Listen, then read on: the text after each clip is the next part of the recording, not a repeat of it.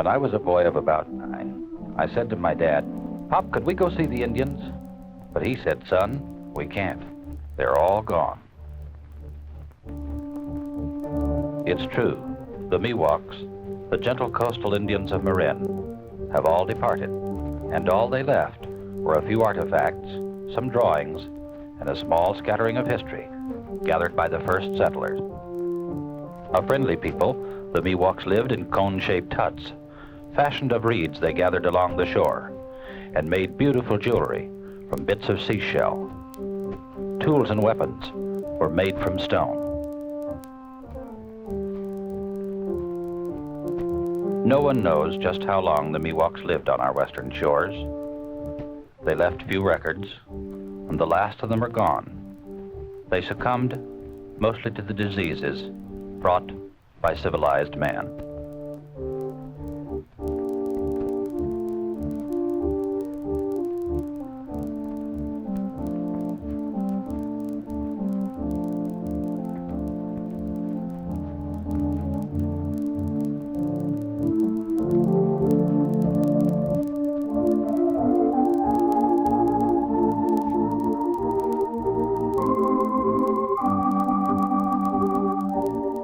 Moving northward along the coast, the Spanish settlers out of Mexico established a chain of forts and missions, of which San Rafael Arcangel was one of the northernmost.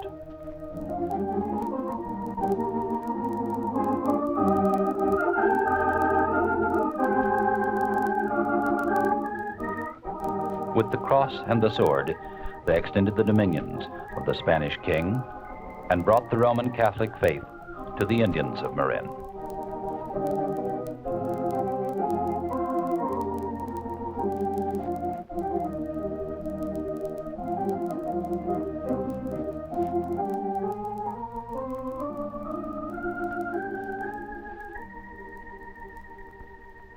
Nestled around the missions and the small forts were the ranchos of the great Spanish settler families.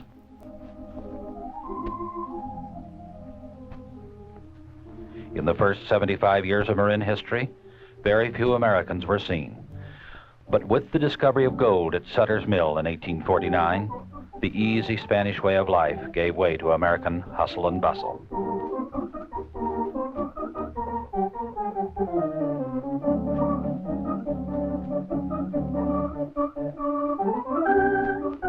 By the turn of the century, Marin was a thinly populated rural area where kids rode horseback over dusty country roads, sometimes for miles, to modest schools, usually built of wood.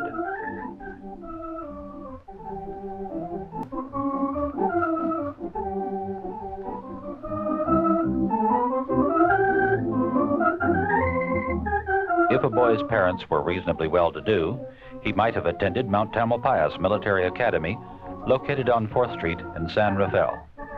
Mount Tam had a fine academic standing and a broad program of sports. Like most military preparatory schools, it placed strong emphasis on physical fitness. In 1915, the war in Europe seemed far away, and seniors shown here practicing physical drill under arms had little warning that in less than 2 years, some would march away to war forever. When the German government declared unrestricted warfare, American ships and American lives at sea were endangered. And so President Wilson reluctantly signed the proclamation that sent the nation into World War I. Like thousands of other young Californians, Marin youths entered training camps and began to learn the deadly arts of combat. Some would not learn the lessons well enough. In case a German sub sank the ship on the way over, the boys took swimming lessons on dry land and then practiced what they had learned in the water. And on some gray and cheerless day, with banners flying, they marched away to make the world safe for democracy. With the young men gone to war, Marin women, like their sisters all over America, took on all kinds of hazardous jobs. The war across the Atlantic was far away, and movie cameras big and cumbersome. But just as close as San Francisco, Marinites could see a mock battle, and afterwards get a chance to tour the trenches.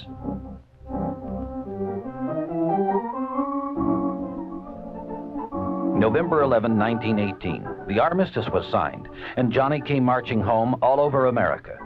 Here in Marin, our own celebration was a combination parade, party, picnic, banquet, and barbecue, held for thousands of Marinites in Muir Woods.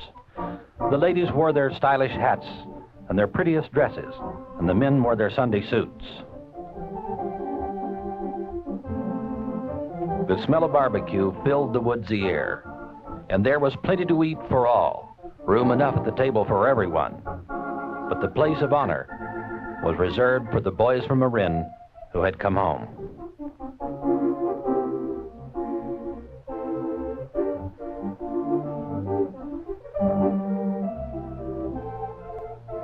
No such party would be complete without a pie-eating contest, and the kids showed style and speed. Of course, the spectators enjoyed it, and later watched the older boys in games of sport, such as tug of war and foot races. Well, victory goes to the strong, they say, and the race to the swift.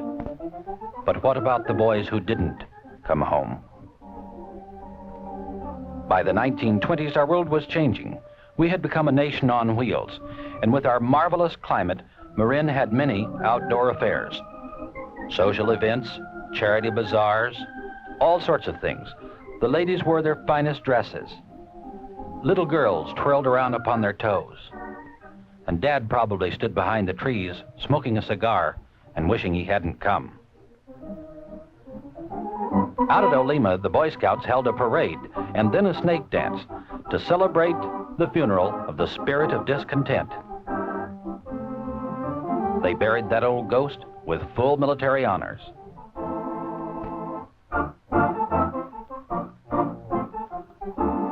This handsome illustrated brochure showed one of Marin's great landmarks, the famous old Hotel Raphael. Built in Victorian times in what was called American Gothic style, it was a posh resort. In 1919, this elegant ball and banquet celebrated a 50th wedding anniversary for a prominent Marin family.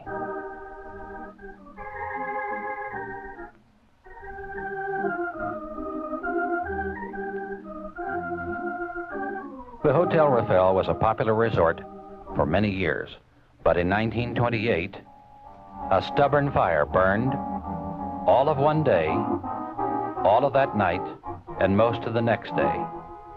And though it was fought bitterly, when it was finally out, all that were left standing were the trees and the brick chimneys.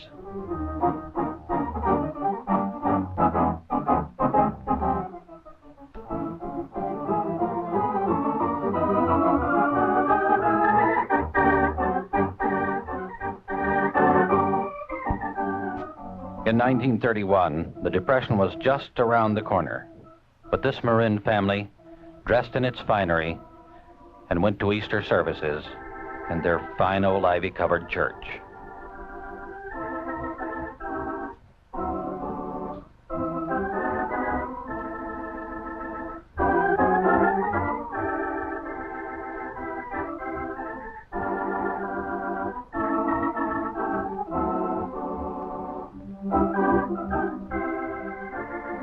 On that beautiful Easter Sunday morning, spring was in the air, and the feeling of hope filled the hearts of all of us.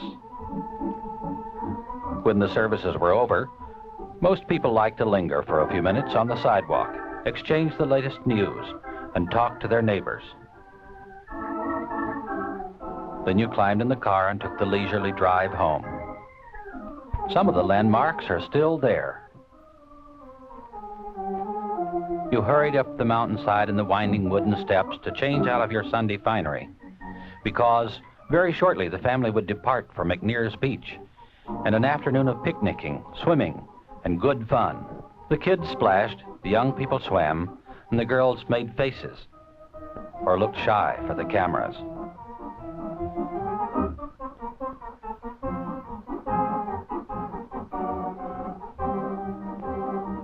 Dad and the boys went for a boat ride, and Big Brother was so proud that he was allowed to run the engine. Mom and the ladies looked after the groceries, and Dad looked after his stomach. In the 1930s, if a lady wanted to shop in San Francisco, she caught the ferry boat, and that meant catching the trolley. Sometimes she had to hurry. If she got to the platform before the trolley arrived, there might be time to primp a bit. The big red cars made their way swiftly down through the central populous area of Marin, and with just a few steps across the ferry terminal, you made your way aboard the Berkeley or the Tamalpais or the Sausalito for a leisurely ride across the bay.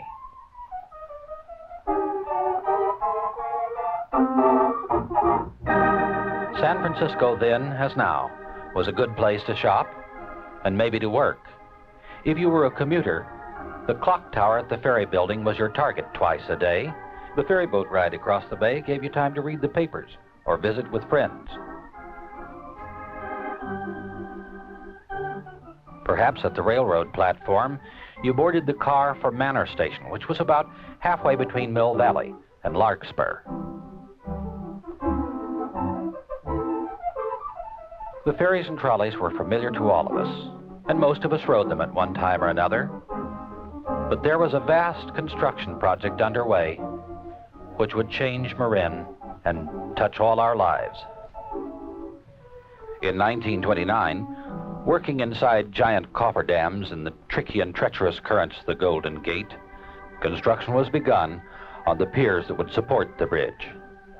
And in 1934, the Bethlehem Steel Corporation began to stretch skyward with the tons and tons of steelwork. The tall towers were capped with two huge 62-ton single-piece castings that would make the saddles that supported the cables that suspended the bridge. From anchor to anchor on each shore, over the towers draped in graceful loops, a giant spinning machine, like a spider, began to hang the thousands upon thousands of fine, high-strength steel wires, which would be bundled into great cables.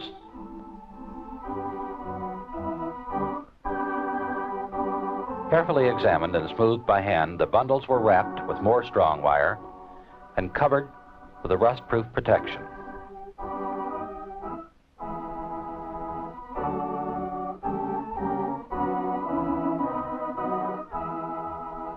Finally, the massive structure was complete, and a month-long celebration with parades, and floats, and pretty girls, and cheering crowds, and politicians' speeches, and hoopla of all sorts marked the opening of the bridge. That momentous occasion changed all our lives with the completion of the link between San Francisco and marvelous Marin.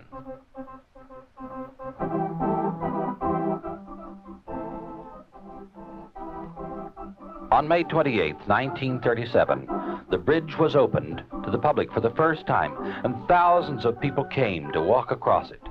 Families with toddlers, couples arm in arm, lone strollers, people who wanted to stop and stand on the bridge to watch the ships go under.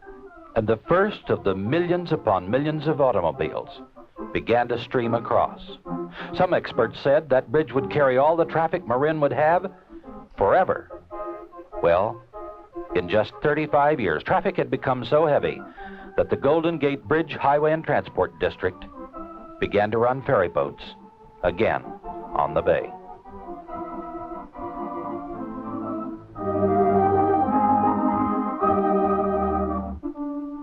In 1939, the ominous clouds of war broke once again over Europe, and the world found itself embroiled in another gigantic war. The United States tried to stay out of it, but high school boys in Marin, like people everywhere, began to toughen up for national defense.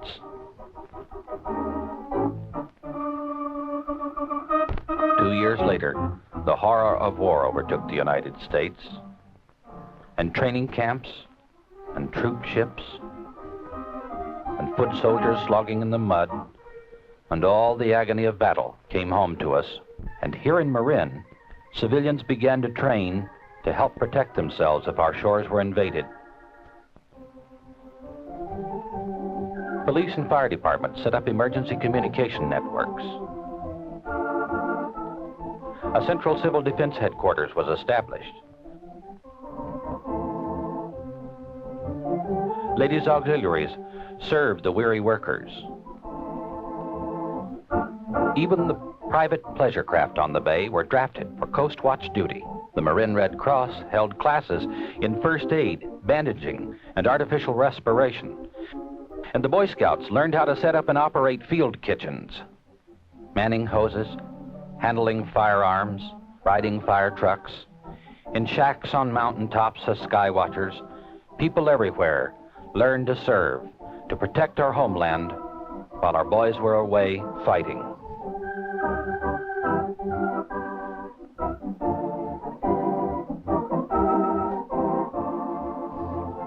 With lightweight cameras, the newsreel services brought the war to screens of theaters all over Marin, and people at home could see the boys in action and the agony and hell of war.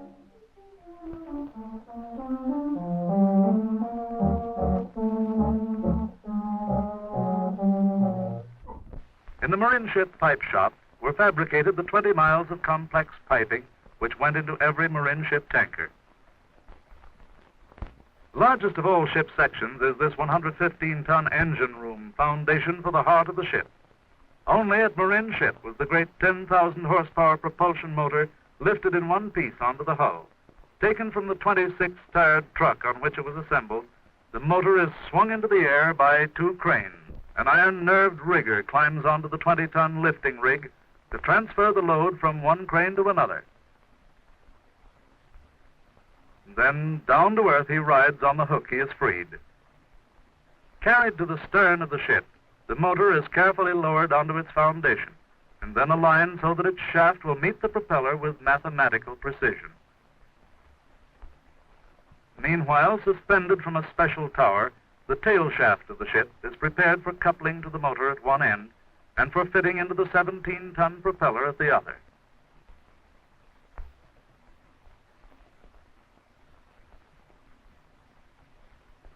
In this pre-fitting operation, machinists must test and retest for perfect alignment, while the shiny brass glistens in the Marin sunshine. As tall as a 3-story building is the big midship deckhouse, already largely outfitted on the skid. There, in front of the selected way, the great weight must be transferred in midair. Through use of a double coupling device, the load is shifted from the two transverse cranes to those that travel along each side of the way.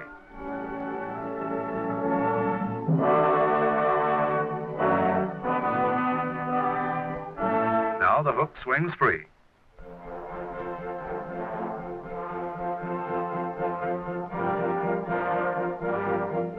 Lifted even higher, the section moves along far above the ship in staging until it reaches the proper point amidship.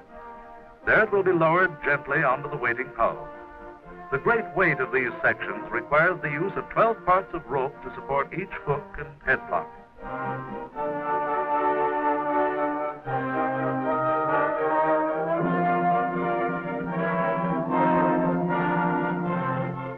This job completed, the never-idle cranes have already gone back for the upper section, and now it too takes the same skyborne route. Like the recurring theme in a symphony were the launching, reenacted nearly once a week. Always similar, yet always different. Famous singers such as Todd Duncan, creator of the role of Porgy, drew enthusiastic applause. And then the gracious sponsor bespeaks the excitement and joy in everyone's heart. Now all is ready. In another moment, the ship will leap free and start down the way. And then smash, and the cool foam float down the bow as the great ship moved toward the water. Here is something seldom, if ever, seen elsewhere. An unobstructed view of a great ship racing down the ways into the water.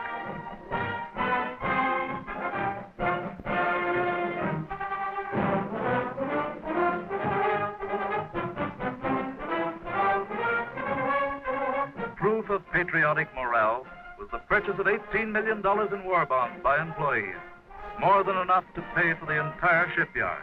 Support and sacrifice on every level helped the war effort. The adults dealt with gasoline tokens and tire rationing and clothing and food coupons. The high school kids did something different. They organized rallies and marches and held scrap drives.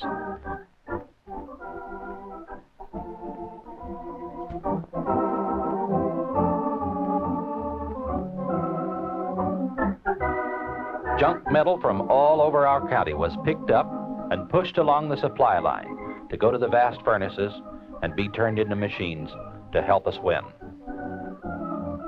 With a slashing, island-hopping war in the Pacific and a foot-slogging, often muddy war in Europe, Marin boys fought and died for 4 long years, until, in 1945, final victory came.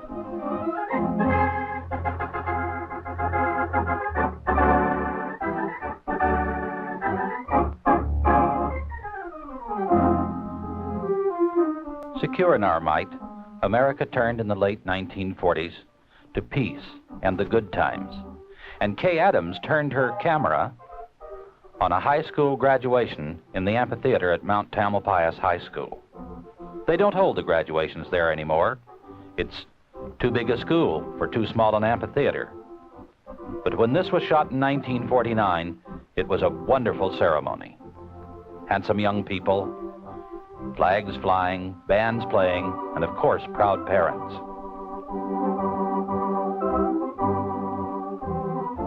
The pomp and pageantry were colorful. The crowd had a good time. And all the parents were pleased as punch. Afterwards, we posed for photos. And this Mount Tam graduate was radiantly lovely in her white gown and scholar's mortarboard. Each summer in the 50s, Kay turned her camera on the annual Aquacade. Boys did comedy stunts.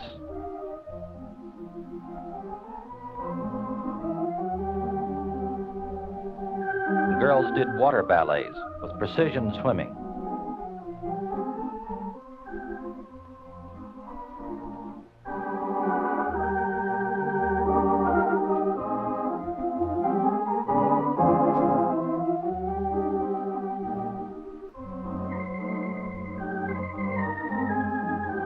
The outdoor beauty of Marin, with just a touch of Hawaii, seemed to make these young people sparkle with glowing health and good humor.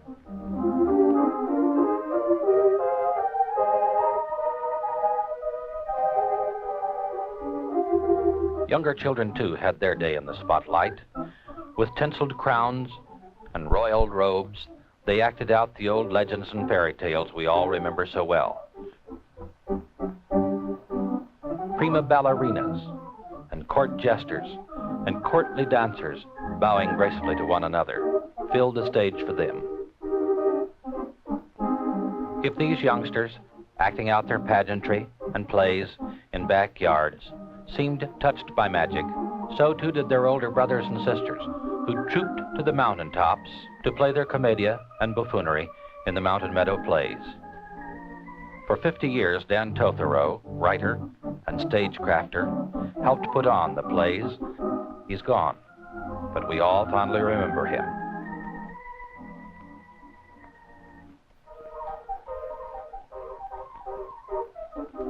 Like the rest of the nation, the pace of growth of Marin increased with a rush in the 1950s, and soon our county government found the ancient and honorable courthouse bulging at its seams.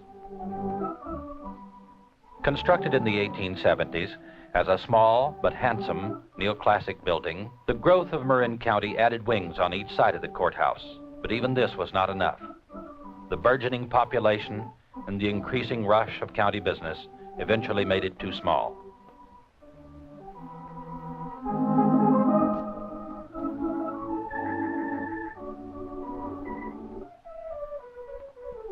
And so a new site was selected, and the famous and controversial Frank Lloyd Wright, working in what he called organic architecture, presented Marin County with this new and revolutionary civic center. The first section of the civic center, the administration building, was completed in 1962, and when at last the Hall of Justice was added to it, the last of the county services were moved out of the old courthouse. Silent and forlorn it stood, with only occasional echo of steps until May 26, 1971. On 2 successive nights, in the wee small hours, arsonists set fire to the old building. The first attempt failed, but in the second, it burned to the ground.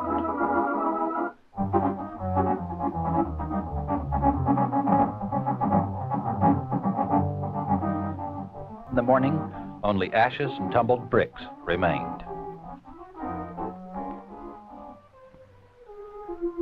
The last major work of Frank Lloyd Wright was the Marin Civic Center. Taking its inspiration from the rolling hills of Marin, it fitted into them in what he called organic architecture. A handsome complex of buildings, it was designed to include an auditorium, a convention center, and a sports pavilion, as well as housing the county government. The Board of Supervisors have a handsome fan-shaped room for their public hearings with comfortable seating and excellent acoustics for the public, so that all the discussions and arguments can be clearly heard.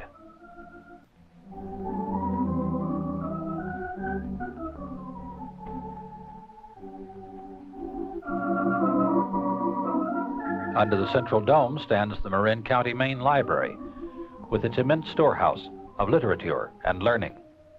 For a reporter's tape recorder, Mr. Wright talked about how he arranged the workspace in the building. They're treated like human beings, and everybody having an office or a place in that building is in a commanding position to see the great beauty that surrounds it and feel that being a tenant in that building, according to that beauty, is a new dignity in his life. What about those arches, someone asked? I hope you notice that those are not arches. They're suspended crescents all the way along, hanging from the floor above, making these lovely arched forms, but plastic instead of structural. I believe in every respect that we have saved the beauty of the site, cooperating with it, and coming out at the end with a complete synthesis of ground and building, which is really what organic architecture should mean. It's a complete envelope of imperishable steel and concrete. Such a building as that would last at least 3,000 years. And it is indestructible, and it is earthquake-proof, and it is all those proofs. What you're witnessing is a great simplicity. Simplicity is ordinarily very expensive, you know. But in this case, I think simplicity is really economic. It's 200 years since the Spanish came to Marin and found the gentle Miwok Indians. Since then, people have come and gone, and the times have changed radically. But always it's been interesting and exciting. Some of the story I've left out. Some I passed over. Some you know already. What will our future be like? Will we follow in the footsteps of our pioneering forefathers? How will we spend our next 200 years?